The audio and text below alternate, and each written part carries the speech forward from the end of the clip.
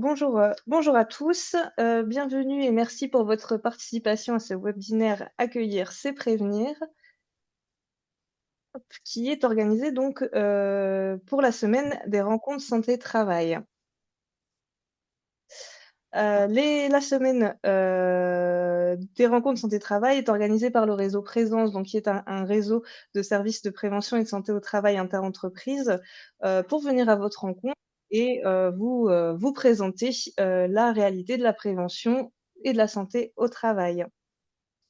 Donc je suis, Julie Landy, chargée de communication du CEDEST et je suis, accompagnée aujourd'hui d'Annabelle Gravel qui est, ingénieure de prévention de la DREETS et de Charlotte Lambert qui est chargée de projet à la Style 62.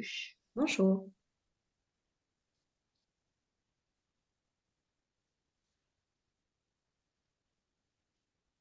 Hop et donc c'est parti pour le webinaire Accueillir, c'est prévenir.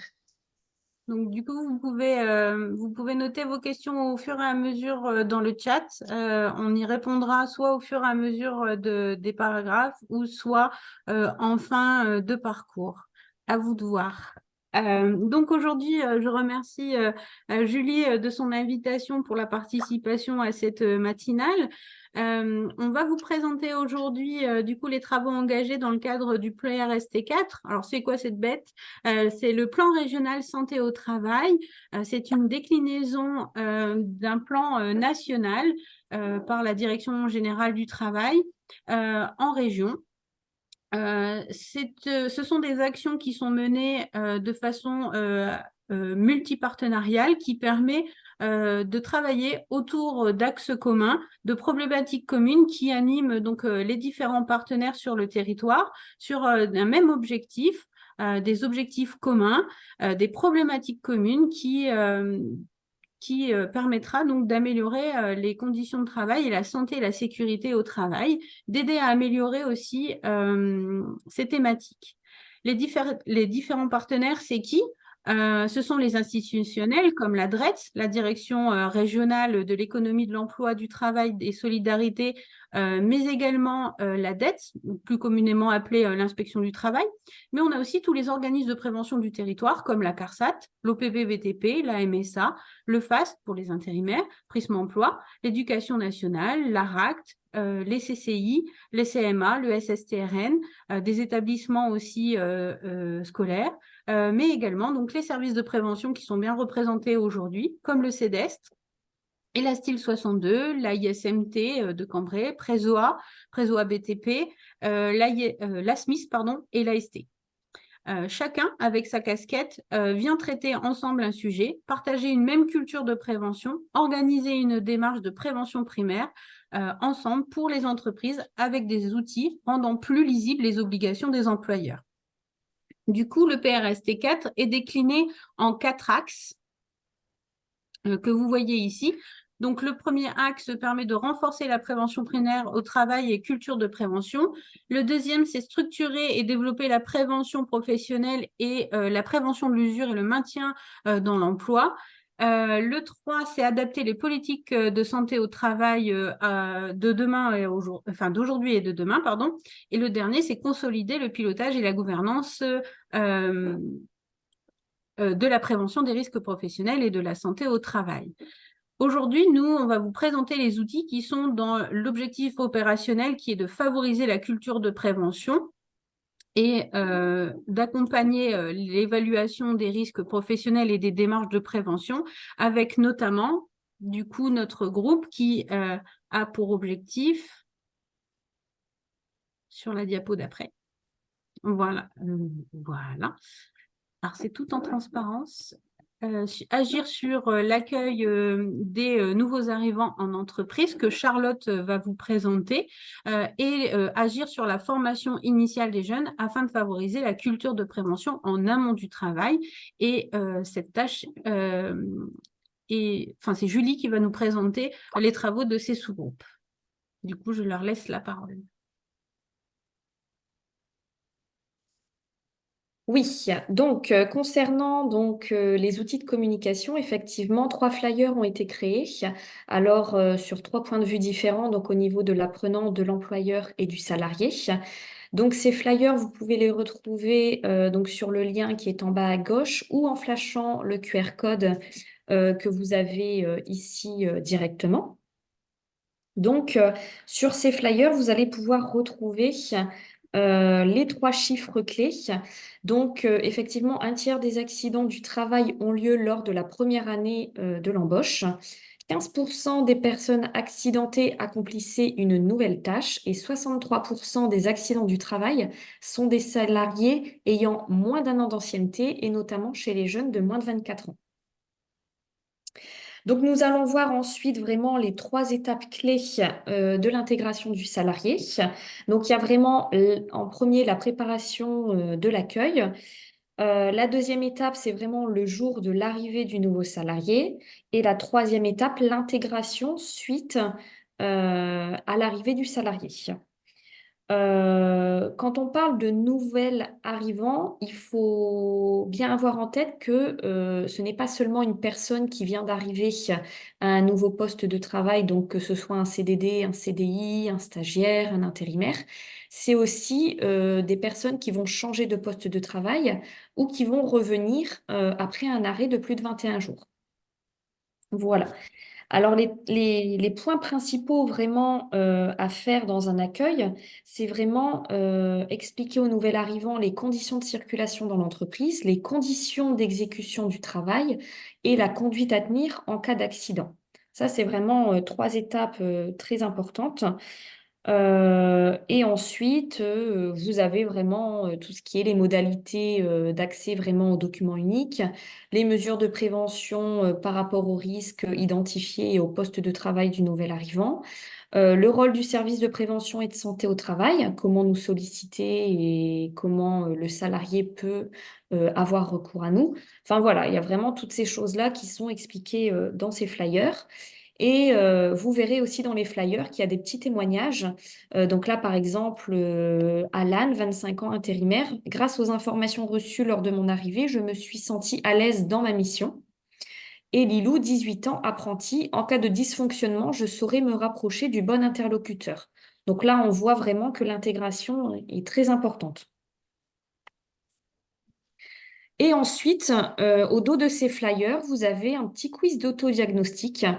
Donc, l'idée, c'est de se poser les questions. Et si dans les réponses, vous avez au moins un non, eh bien, c'est de se rapprocher de votre service de prévention et de santé au travail qui pourra vous aider du coup dans la démarche d'accueil ou après de vous rapprocher d'un partenaire de prévention comme l'évoquait tout à l'heure Annabelle. Voilà.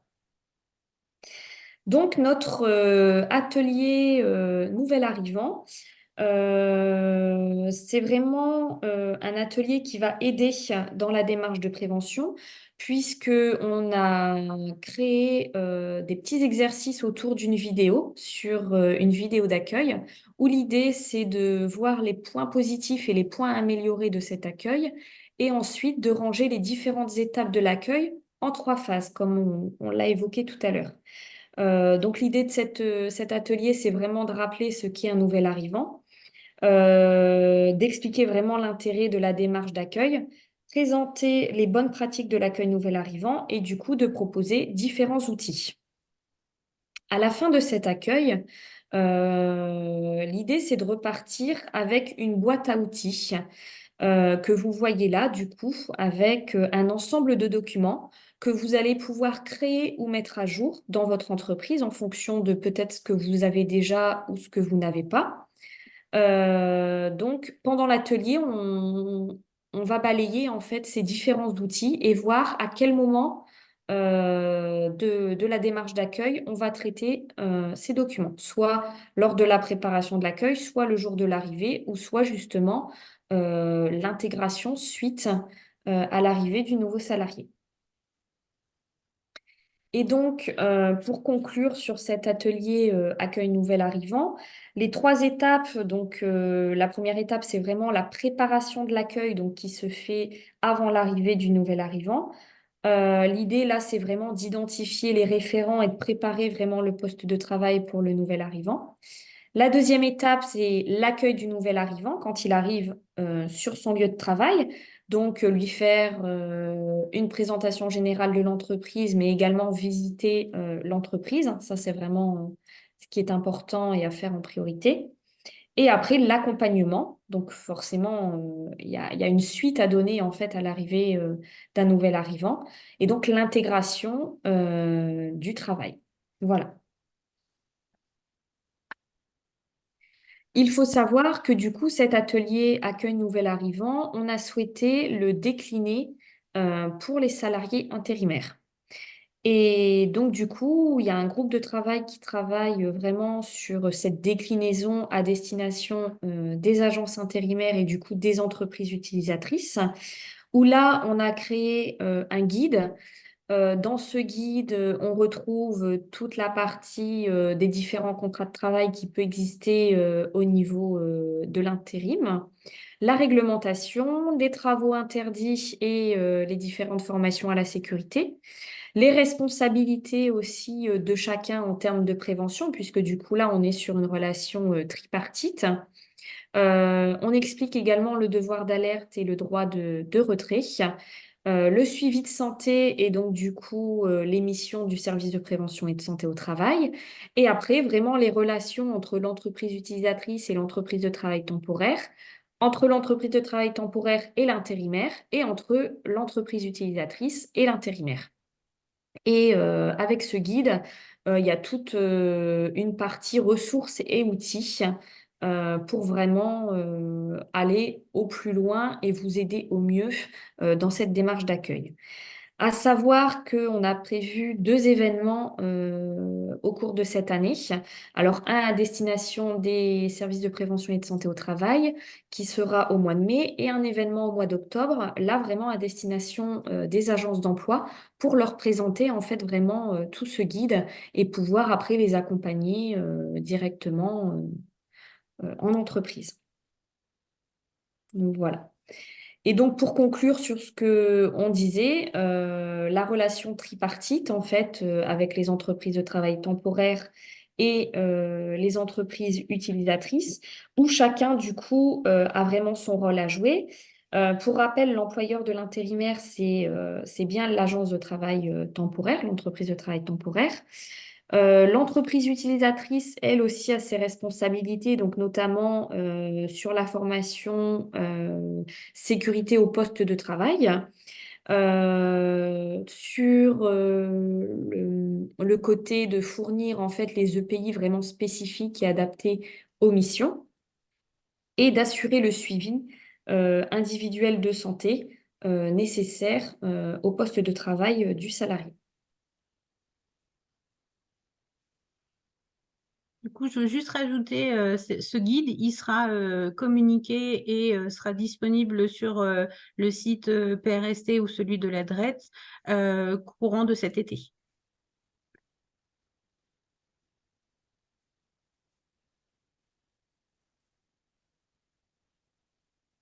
Oh, Ah, oui, il y a l'image qui a sauté. c'est ça. Je vous la montrerai après. On va appeler Du le coup, visuel. désolée. Alors, C'est pas grave. du coup, moi, je passe sur le côté formation des jeunes pour favoriser une culture de prévention en amont du travail. Et pour commencer, les actions autour de la dérogation pour les jeunes travailleurs. Donc on vous le dit depuis tout à l'heure, hein, les jeunes embauchés sont plus vulnérables que leurs aînés face aux risques professionnels. Et face à ça, le législateur a dressé une liste de tâches interdites ou soumises à des dérogations pour les plus jeunes travailleurs. Donc ce sont des jeunes mineurs d'au moins 15 ans qui vont être exposés à des situations de travail réglementées et sont du coup des apprenants qui sont inscrits forcément dans une formation diplômante. Donc ils sont inscrits en formation et ça même s'ils travaillent sous l'autorité de leurs parents par exemple. Donc cette démarche de dérogation, elle va s'adresser à toutes les structures qui ont un jeune travailleur de moins de 18 ans dans leur effectif, si on lui confie certaines tâches qui lui sont normalement interdites. Donc, certaines tâches vont être complètement interdites, mais d'autres, notamment pour des raisons pédagogiques, vont pouvoir leur être affectées sous conditions.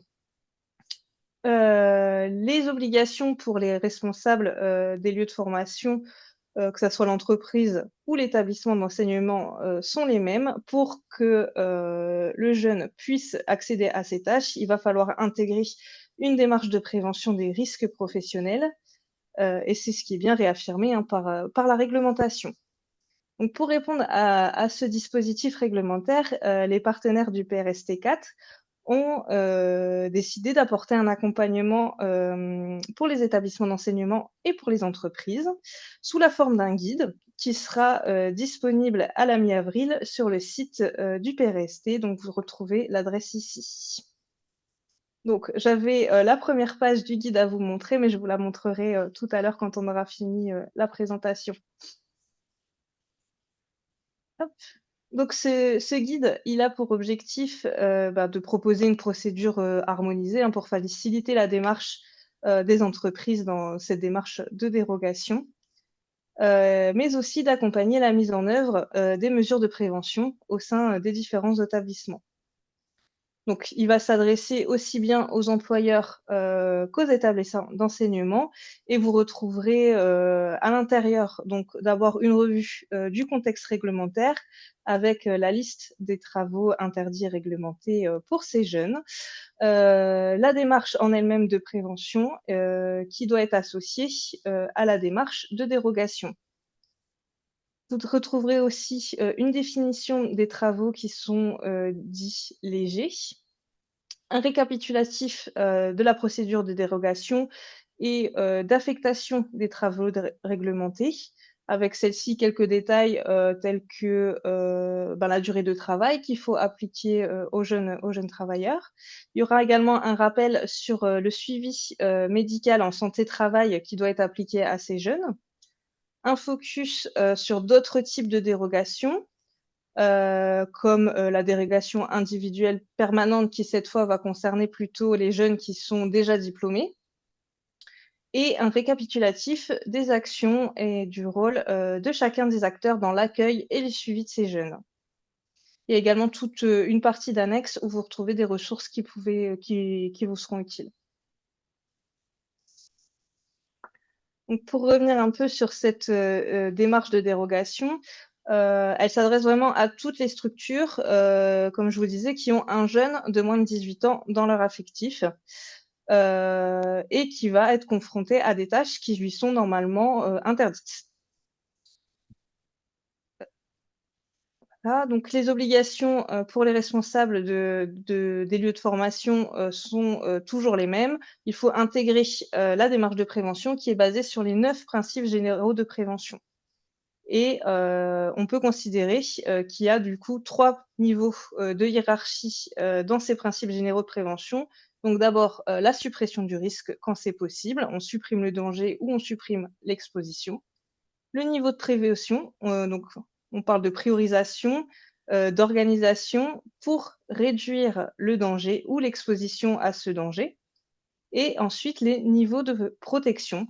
Donc on complète les mesures qui sont prises soit pour, soit supprimer complètement le danger, soit supprimer l'exposition au danger par des mesures, palliatives, donc pour, quand on est, concrètement exposé. Depuis, 2015, l'autorisation de déroguer est remplacée par une dérogation de dérogation, donc c'est bien ce dont on parle maintenant, qui doit être préalable à l'affectation des jeunes aux travaux réglementés. La procédure, elle a été simplifiée, pour favoriser l'apprentissage de ces jeunes. Donc la déclaration, elle va s'effectuer au moyen, d'un formulaire de déclaration de dérogation qui est fourni par la DREETS, et elle se trouve, en ligne sur le site travaillermieux.gouv.fr. Voilà, vous retrouverez le lien directement, dans la présentation. Vous pouvez aussi retrouver sur les sites, des différentes DREETS. Et donc cette déclaration est à envoyer à l'inspection du travail de votre secteur avant d'affecter le jeune aux travaux.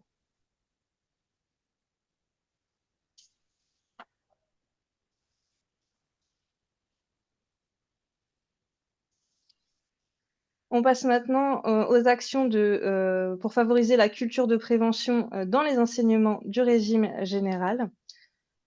Donc, l'objectif de ces actions, c'est d'informer et d'outiller les employeurs, les enseignants et les apprentis et leurs parents en termes de santé et de sécurité au travail.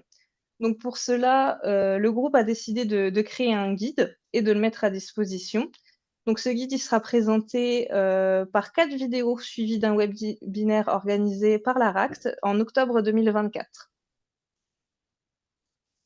Donc ce guide, il s'adresse aussi bien aux employeurs qu'aux établissements d'enseignement, aux apprenants et à leurs parents et à leurs tuteurs, pour déjà présenter les différents acteurs de la santé et de la sécurité au travail, pour proposer des ressources utiles pour préparer l'arrivée de l'apprenant. Il propose également une explication de l'organisation du suivi de santé de l'apprenant en santé au travail, donc ses objectifs et les obligations qui en découlent pour l'employeur et pour l'apprenant. Il propose également une définition des risques professionnels, des accidents et des maladies professionnelles. Et face à ça, des rôles et des devoirs de chacun des acteurs quand on se retrouve face à l'une de ces situations. Et enfin, vous retrouvez des ressources pour faire face aux risques professionnels quand on est parent ou apprenant, employeur ou établissement d'enseignement.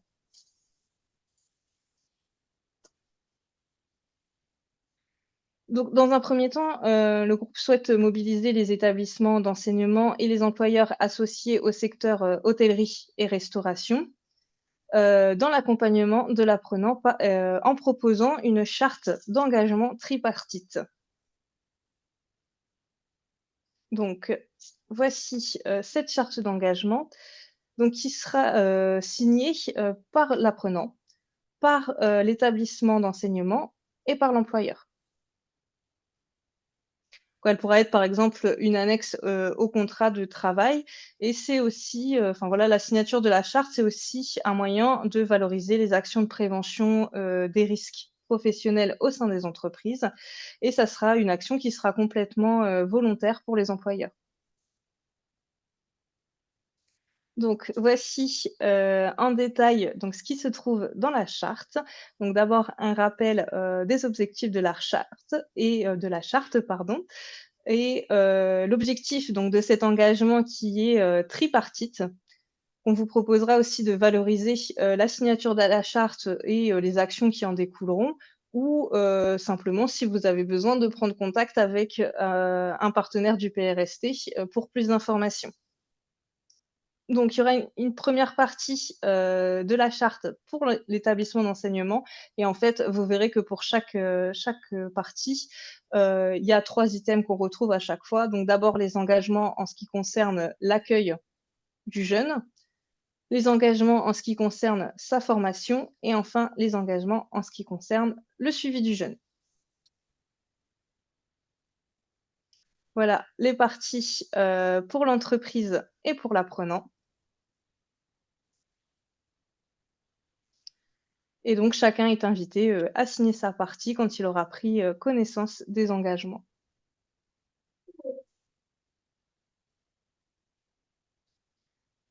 La charte sera disponible à partir du mois d'avril.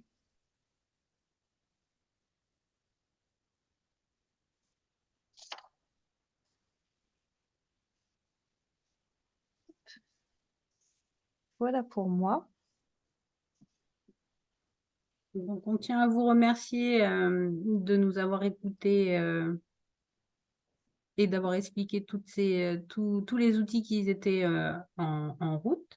Vous serez informés bien évidemment de l'arrivée de tous ces guides sur l'intérim, sur les dérogations, sur l'accompagnement de l'apprenant et sur cette charte d'engagement via des newsletters ou bien en allant sur les sites du PRST qui est santé-du-6 travail-du-6 hdf.fr, mais également sur le site de la DREETS ou sur les sites des services de prévention et de santé au travail de la région, mais aussi auprès de vos agents CARSAT, OPP, etc. Je pense qu'on peut remercier du coup tout le monde pour leur participation. Bien, on reste à votre disposition. Merci à tous. Merci beaucoup. Merci.